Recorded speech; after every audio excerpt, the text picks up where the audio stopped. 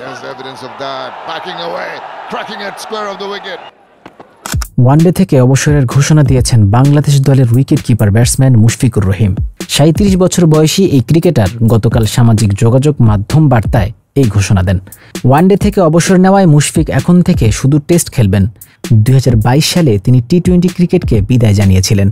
সামাজিক যোগাযোগ মাধ্যমে দেওয়া অবসর ঘোষণায় মুশফিক বলেছেন, আমি আজ ওয়ানডে ফরম্যাট থেকে অবসর ঘোষণা করছি। সব কিছুর জন্য আলহামদুলিল্লাহ।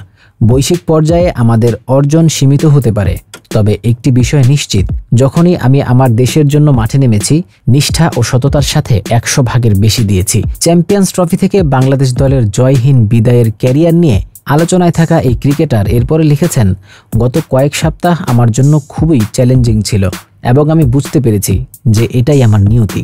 অবসরের সিদ্ধান্তের ঘোষণায় পবিত্র কোরআনের একটি আয়াতও উল্লেখ করেছেন মুশফিক, ওয়াতুইজ্জু মান তাশা ওয়া তুযিল্লু মান তাশা, এবং তিনি যাকে ইচ্ছা সম্মান দান করেন এবং যাকে ইচ্ছা অপমানিত করেন।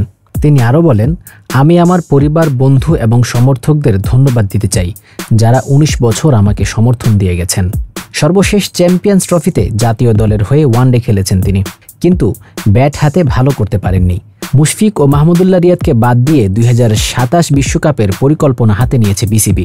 বোর্ড পরিচালক নাজমুল আবেদিন ফাহিমের সঙ্গে মুশফিক ও মাহমুদুল্লাহর বসার কথা ছিল। তারই অংশ হিসেবে গতকাল অবসরের ঘোষণা দিয়েছিলেন মুশফিক।